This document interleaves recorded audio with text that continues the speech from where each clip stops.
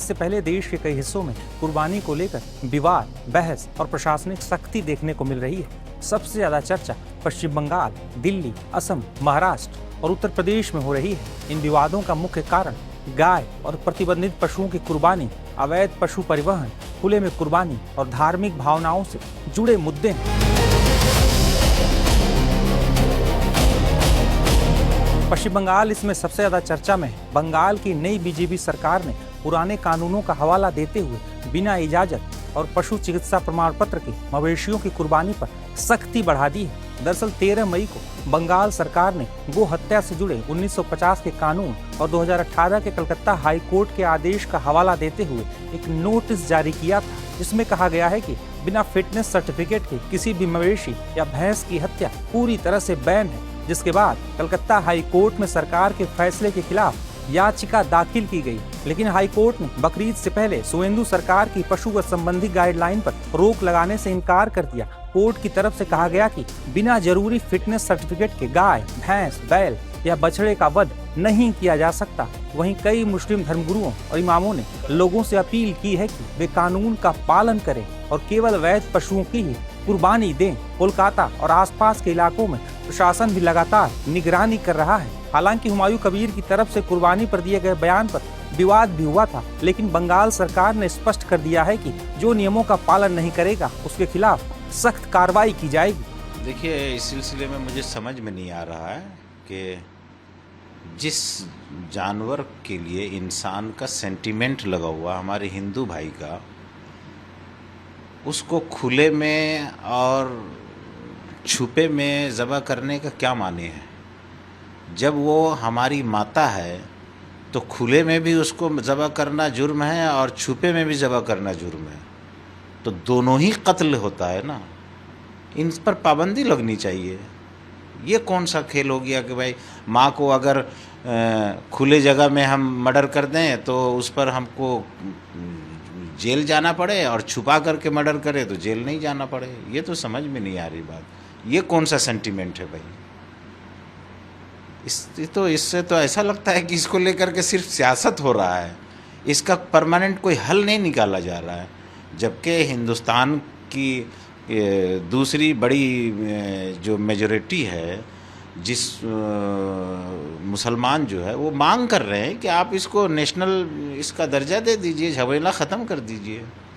फिर ये सब कौन सी बात होगी, छुपे में और खुले में ज़बह करने का, ये समझ में नहीं आता है। देखिए, जो भी हो, हमने पहले भी कहा है, आपके माध्यम से आज भी कह रहे हैं कि जो गाय को लेकर के जो है ना, इतना पॉलिटिक्स नहीं होना चाहिए। इसको लेकर के सीधा इसका नेशनल पशु का दर्जा दे करके मामला ख़त्म कीजिए। तमाम ख़रीद फ़रोख्त, एक्सपोर्ट इंपोर्ट सब बंद कीजिए। ये सब क्या करने का है। अभी अगर कुर्बानी की बात करें तो हुमायूं कबीर बोलिए या फिर सिद्दीकुल्ला चौधरी बोलिए या और भी मुसलमान समुदाय के लोग हैं जिनका ये कहना है कि कुर्बानी तो होकर रहेगी, ये हमारी पुरानी प्रथा है, इसे बंद नहीं किया जाए, सरकार चाहे। देखिए, हम किसी के बात पर टिप्पणी करना नहीं चाहते हैं। हमारे यहाँ पश्चिम बंगाल में जो 1950 के कानून को लागू किया गया है, हम भी कह रहे हैं कुर्बानी हम क्यों नहीं करेंगे, लेकिन हम कुर्बानी करेंगे जिस जानवर को मना किया गया उसको नहीं करेंगे। हमारे हिंदू भाई का सेंटिमेंट उससे जुड़ा हुआ है तो हम नहीं करेंगे। हम बकरा, खसी कुर्बानी करेंगे। कुर्बानी मना नहीं है, एक जानवर को मना किया जा रहा है कि इस जानवर को नहीं करना है तो नहीं करेंगे, कोई बात नहीं।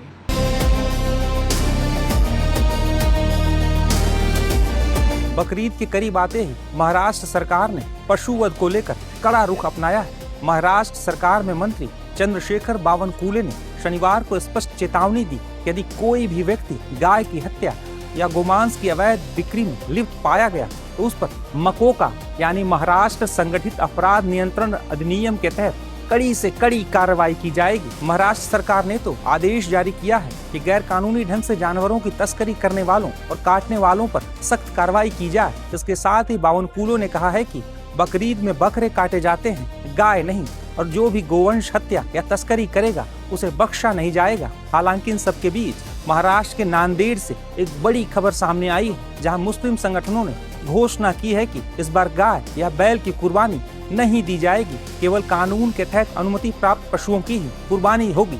इस फैसले की देश भर में चर्चा हुई और कई लोगों ने इसे शांति बनाए रखने की पहल बताया है।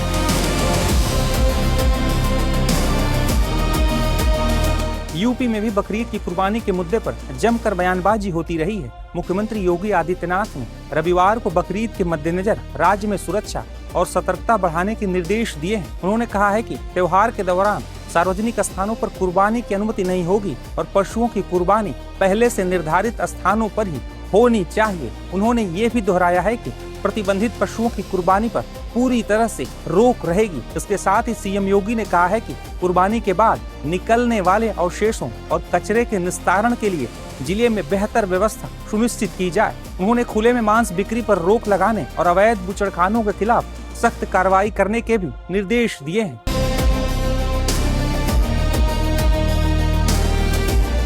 दिल्ली में भी सरकार ने बकरीद को लेकर सख्त दिशा निर्देश जारी किए हैं। सार्वजनिक स्थानों पर कुर्बानी करने पर रोक लगाई गई है। साथ ही गाय, बछड़े और प्रतिबंधित पशुओं की कुर्बानी को लेकर चेतावनी दी गई है। प्रशासन ने साफ कहा है कि नियम तोड़ने वालों के खिलाफ कार्रवाई की जाएगी। पुलिस और नगर निगम की टीमें बाजार और पशु मंडियों पर नजर बनाए हुए हैं। दिल्ली सरकार के मंत्री कपिल मिश्रा ने बीते शुक्रवार को एक वीडियो संदेश के जरिए इन निर्देशों की जानकारी दी है और कहा कि किसी भी तरह के उल्लंघन पर सख्त कानूनी कार्रवाई की जाएगी।